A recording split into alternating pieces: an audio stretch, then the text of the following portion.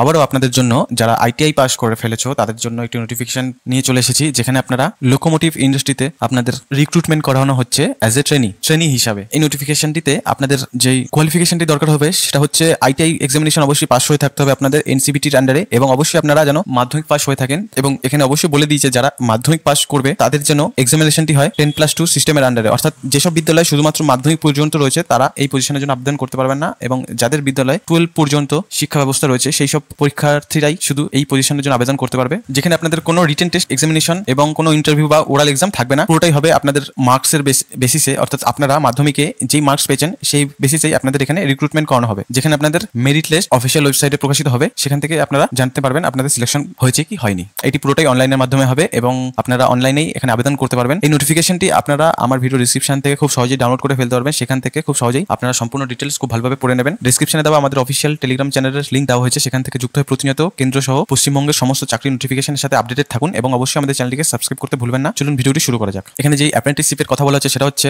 Chittaranjan locomotive works. এই নোটিফিকেশনটি প্রকাশিত হয়েছিল 27/3/2024 তারিখে এবং এই নোটিফিকেশনটি ক্লোজ হবে এই মাসের 5 তারিখ, অর্থাৎ আপনাদের কাছে সীমিত সময় পড়ে আছে এখানে অনলাইনে আবেদন করার জন্য। চলুন এবার দেখি কটি পজিশন রয়েছে এবং কতটি ভ্যাকেন্সি আছে। এখানে টোটাল 7টি পজিশন রয়েছে, যেখানে fitter, turner, machinist, welder, electrician, refrigerator and AC মেকানিস্ট অ্যান্ড পেইন্টার, এই টোটাল 7টি পজিশন রয়েছে, যেখানে জেনারেল, ওবিসি, এসসি, এসটি হিসাবে আপনাদের ভ্যাকেন্সি ভাগ করে দেওয়া হয়েছে। এখানে টোটাল 492টি ভ্যাকেন্সি আছে সবকটি পজিশন মিলিয়ে।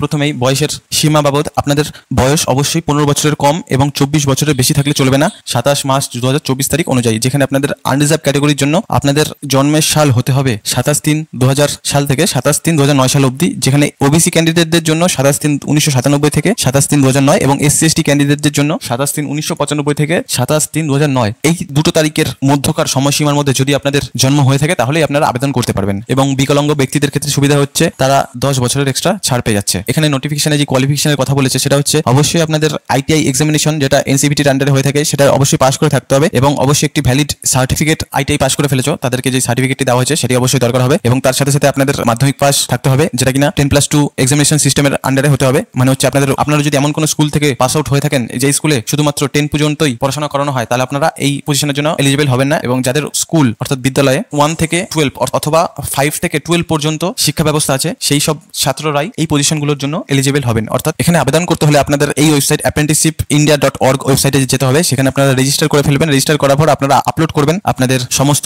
ইম্পর্টেন্ট ডকুমেন্টগুলি, এবং যখন আপনাদের ডাকা হবে ভেরিফিকেশনের জন্য তখন আপনাদের যেই ইনফরমেশনগুলো আপনারা এই apprenticeshipindia.org ওয়েবসাইটটিতে আপলোড করেছেন ভেরিফিকেশনের সময় আপনাদের দরকার পড়বে এবং ব্যবহার করা হবে অফিসিয়ালসের দ্বারা। অবশ্যই মনে রাখবেন যারা রেজিস্টার করছো তাদের লাস্ট সময়সীমা হচ্ছে 5/4/2024 রাত 12টা পর্যন্ত, যেখানে আপনাদের বলা হচ্ছে এখানে যে সিলেকশন প্রসেসটি হবে সেটা কোনোটাই এক্সামিনেশন অথবা ইন্টারভিউ অথবা ওরাল এক্সামের মাধ্যমে হবে না, পুরোটাই হবে আপনাদের based on the class 10 examination এর মার্কস অনুযায়ী এবং আপনাদের মেরিট লিস্ট বেসিস।